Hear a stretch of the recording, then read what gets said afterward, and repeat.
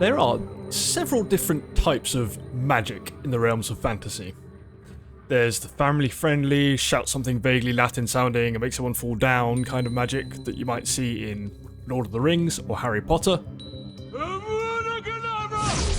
There's the frost spells and cutesy fireballs in the palm of your hand you'd see in classic video games like Skyrim and World of Warcraft.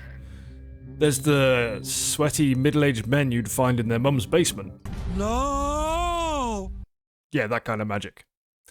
Noita doesn't really follow any of these conventions though. Noita feels like what happens when a shaman-led spiritual ayahuasca trip goes horribly wrong after ingesting so many magic mushrooms that you cause all of the water in the universe to turn into the blood of your enemies.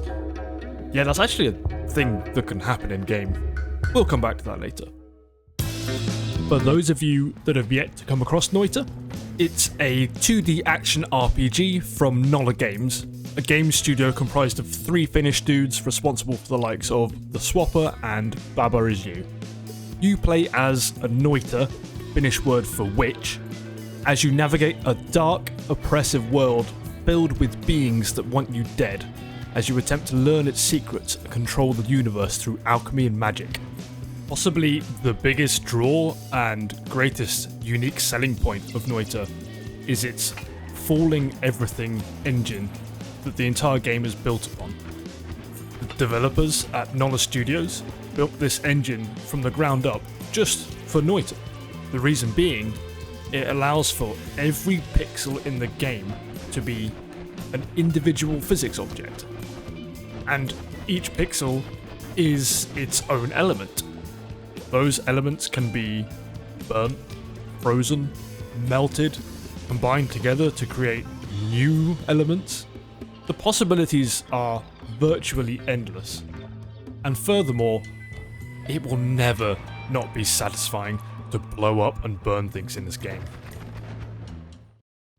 The vibe of Noita is dark. Some of the enemy designs are nothing short of terrifying. The music adds to this dark, ritualistic feel, and the creepy runes and mysterious puzzles, along with cryptic messages that form an emergent plot that you discover along the way, points to this sinister and convoluted world that, despite being incredibly dangerous, you can end up entirely bending to your will. And I know it's going to sound like a bit of an oxymoron here, but I think Noita has the most realistic depiction of magic I've seen in any media. I know, magic isn't real, guys, I know. But hear me out. If magic were real, it would be fucking dangerous as hell. In popular depictions of magic, witches and wizards might use spells to make their day-to-day life easier, or fight off enemies as if your all-powerful wand is nothing more than a glorified pistol. Maybe the biggest, baddest wizards might go on a spree of killing, robbing and enslavement. That lacks imagination. Noita actually lets you use magic. You can turn everything solid around you into sand, or gold, or acid. You can replace all the liquids in the universe with another liquid by consuming so many mind-altering drugs that the laws of the universe themselves change. You can cause earthquakes. You can fire a spiraling fountain of deadly laser beams surrounding you. You can create the sun. You can create a dark version of the sun. You can then put those suns together and turn all the solids in the world into fire. You can fire an endless stream of black holes to punch through the outer layers of the universe and start fucking up infinite parallel universes. You can fuck up holy altars such that you anger the very gods themselves so much that they send their loyal vassals down to kill you. You can teleport yourself into a sea of lava. Wait, what makes Noita special is the way that it allows you to do this. You create these wands by combining a vast array of spells and spell modifiers together.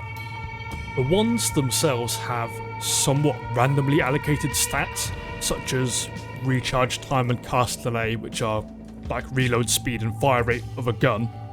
There's also mana, which is like the ammunition and the speed at which it regenerates. Then there's other fun modifiers like how many spells it casts at a time and something called always casts, which means, well, that it always casts a specific spell whenever you cast. All of this means that Noita essentially contains a deck builder within an action RPG.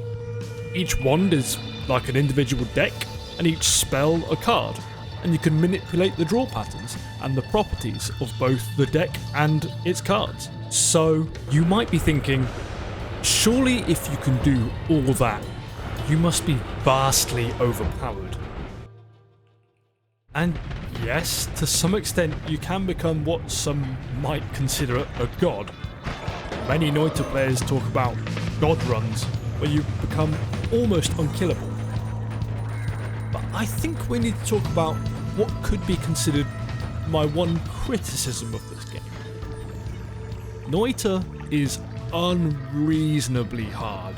Being killed totally unfairly with absolutely no warning is something that happens often enough for players to have coined the term getting noited.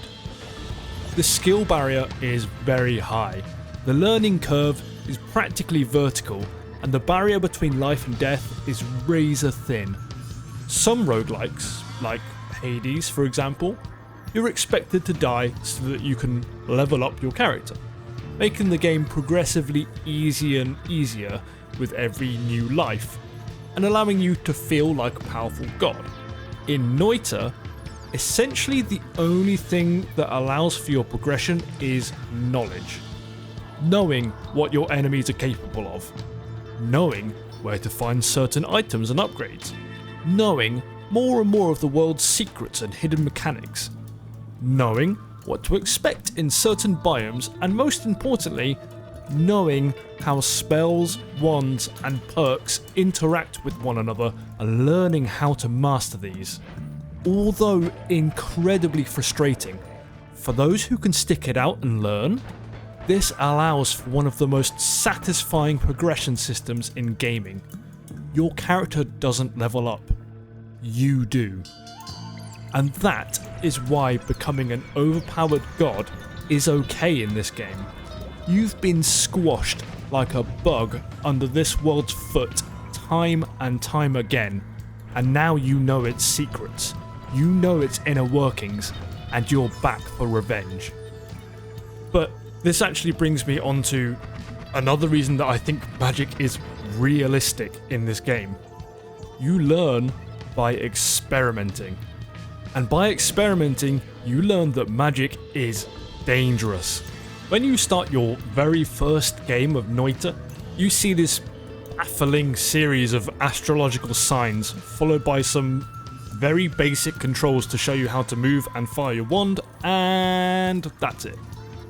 Remember this cryptic tablet I showed you earlier? Yeah, it ain't lying. You will die in this game due to nothing but your own experimentation. You think you have an amazing deadly combination of spells in your wand?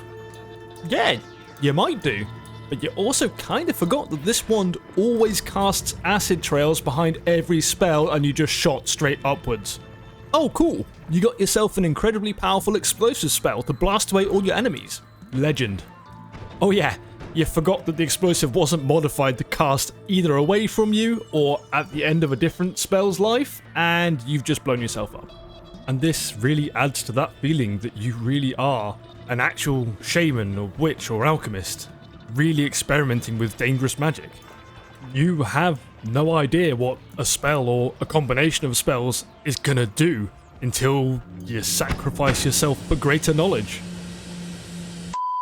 But I still feel like we're only just scratching the surface of what Noita can do. Noita is chock full of cryptic puzzles, hidden bosses, and enigmatic secrets that only those with a keen eye, an inquisitive mind, and a thirst for experimentation will discover. Or those of us with access to the Noita wiki page. But the level of depth that lurks beneath the surface of this game is unfathomable, And I don't just mean in terms of the scale of the map, which is impressive in itself, especially when you consider the infinite parallel universes. The deep puzzles, hidden bosses, and complex quest lines are what keeps pulling me back in. And I dare say it's what keeps everybody else coming back too. So, suffice to say, I love this game. It's definitely not for everyone, but what Noita offers is a totally unique experience. It allows you to feel like a god, not through leveling the playing field, but by experimenting, learning, and persevering. And it wraps this wonderful learning experience up in a game that is dripping in atmosphere. It's such an intangible thing that's hard to describe, but the vibe of this game is, for me, perfect.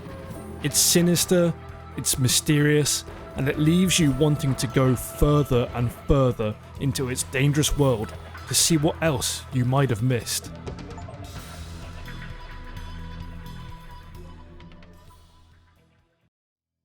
Yo!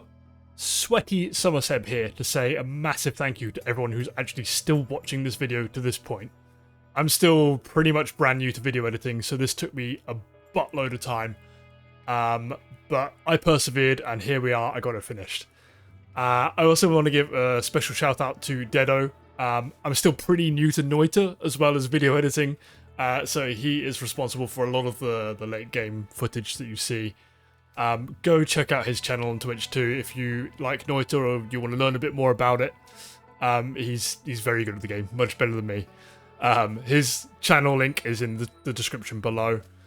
Aside from that, I really enjoy making these videos, so any suggestions from you guys for games you want to see me either play on stream or review next, just drop it in the comments, or swing by one of my streams. The channel and the schedule will be down below in the description too. Anyway, much love, catch you all soon, bye!